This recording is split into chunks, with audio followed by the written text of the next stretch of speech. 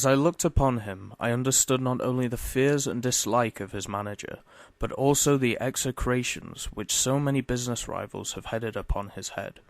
If I were a sculptor and desired to idealize the successful man of affairs, iron of nerve and levity of conscience, I should choose Mr. Neil Gibson as my model. His tall, gaunt, craggy figure had a suggestion of hunger and rapacity. An Abraham Lincoln keyed to base uses instead of high ones would give some idea of the man. His face might have been chiselled in granite, hard-set, craggy, remorseless, but with deep lines upon it, the scars of many a crisis. Cold grey eyes, looking shrewdly out from under bristling brows, surveyed us each in turn. He bowed in perfunctory fashion as Holmes mentioned my name, and then with a masterful air of possession he drew a chair up to my companion, and seated himself with his bony knees almost touching him. "Let me say right here, Mr. Holmes," he began, "that money is nothing to me in this case. You can burn it if it's any use in lighting you to the truth. This woman is innocent, and this woman has to be cleared, and it's up to you to do it. Name your figure." "My professional charges are upon a fixed scale," said Holmes coldly. "I do not vary them, save when I remit them altogether." "Well, if dollars make no difference to you, think of the reputation. If you pull this off, every paper in England and America will be booming you. You will be the talk of 2 continents. "Thank you, Mr. Gibson. I do not think that I am in need of booming. It may surprise you to know that I prefer to work anonymously, and that it is the problem itself which attracts me. But we are wasting time. Let us get down to the facts. I think that you will find all the main ones in the press reports. I don't know that I can add anything which will help you. But if there is anything you would wish more light upon, well, I am here to give it." "Well, there is just one point." "What is it?" "What were the exact relations between you and Miss Dunbar?" The Gold King gave a violent start, and half rose from his chair. Then his massive calm came back to him. "I suppose you are within your rights, and may be doing your duty, in asking such a question, Mr. Holmes." "We will agree to suppose so," said Holmes. "Then I can assure you that our relations were entirely and always those of an employer towards a young lady whom he never conversed with or ever saw, save when she was in the company of his children." Holmes rose from his chair. "I am a rather busy man, Mr. Gibson," said he, "and I have no time or taste for aimless conversations. I wish you good morning." Our visitor had risen also, and his great loose figure towered above Holmes. There was an angry gleam from under those bristling brows, and a tinge of colour in the sallow cheeks.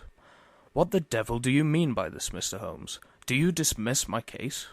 "Well, Mr. Gibson, at least I dismiss you. I should have thought my words were plain." "Plain enough, but what's at the back of it?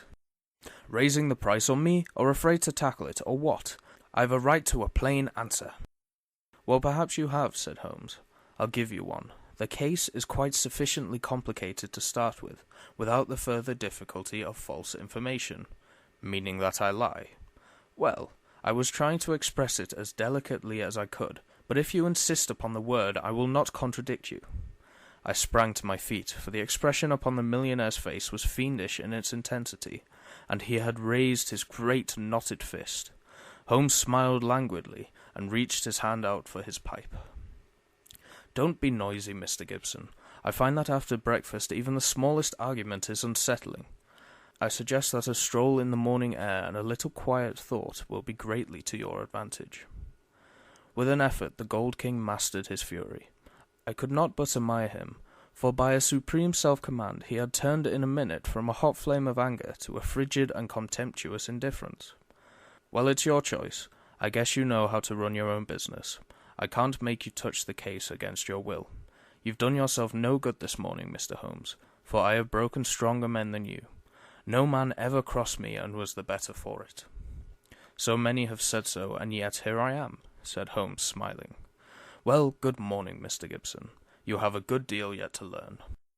Our visitor made a noisy exit, but Holmes smoked in imperturbable silence, with dreamy eyes fixed upon the ceiling.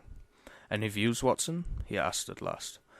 Well, Holmes, I must confess that when I consider that this is a man who would certainly brush any obstacle from his path, and when I remember that his wife may have been an obstacle and an object of dislike, as the man Bates plainly told us, it seems to me— Exactly, and to me also. But what were his relations with the governess, and how did you discover them? Bluff, Watson, bluff.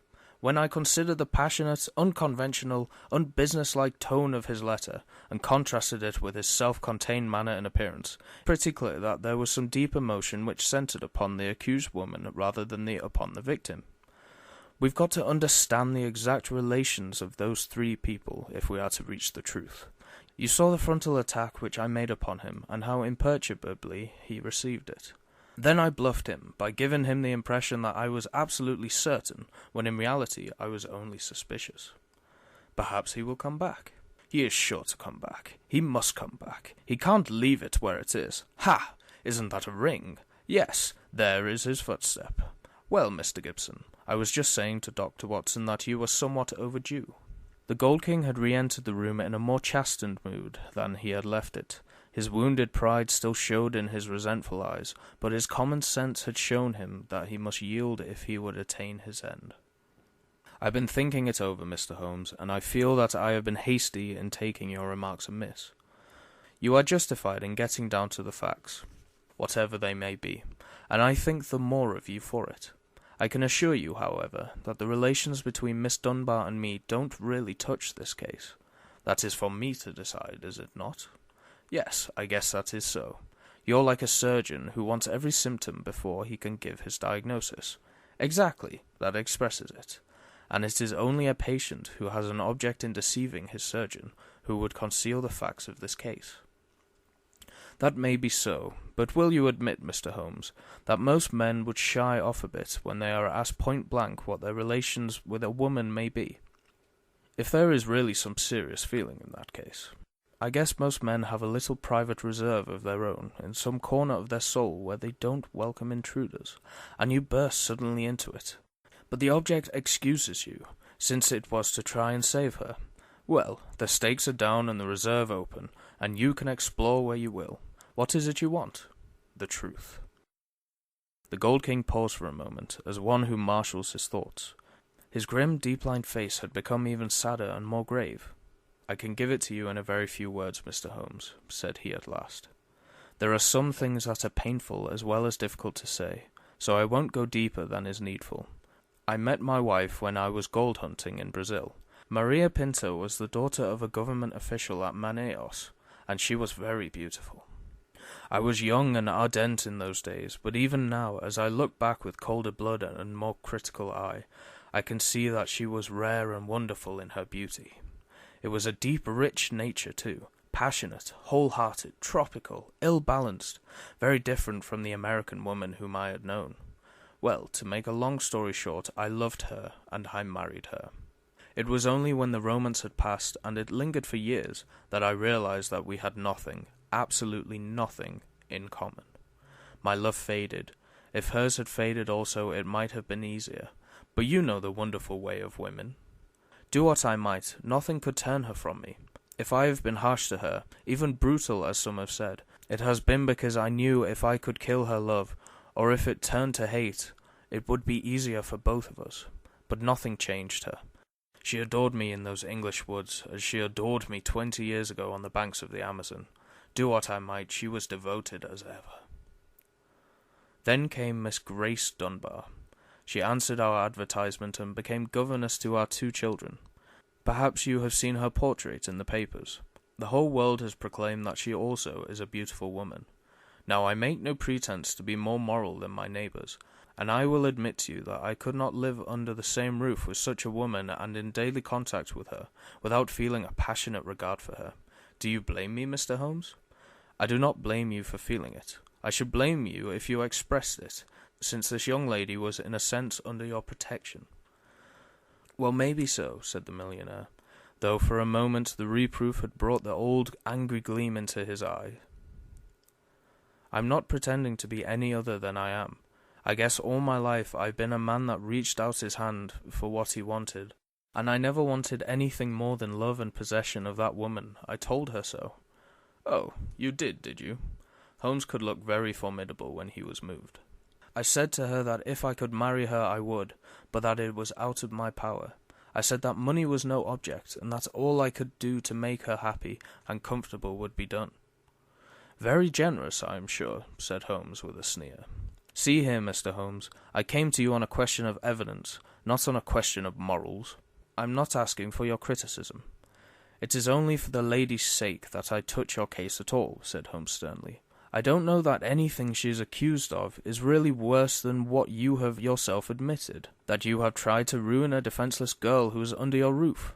Some of you rich men have to be taught that all the world cannot be bribed into condoning your offences."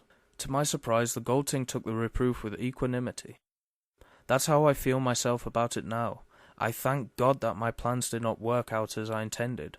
She would have none of it, and she wanted to leave the house instantly." "Why did she not?" "Well, in the first place, others were dependent upon her, and it was no light matter for her to let them all down by sacrificing her living. When I had sworn, as I did, that she should never be molested again, she consented to remain. But there was another reason. She knew the influence she had over me, and that it was stronger than any other influence in the world. She wanted to use it for good." "How?" "Well, she knew something of my affairs. They are large, Mr. Holmes, large beyond the belief of an ordinary man. I can make or break, and it is usually break. It wasn't individuals only. It was communities, cities, even nations. Business is a hard game, and the weak go to the wall.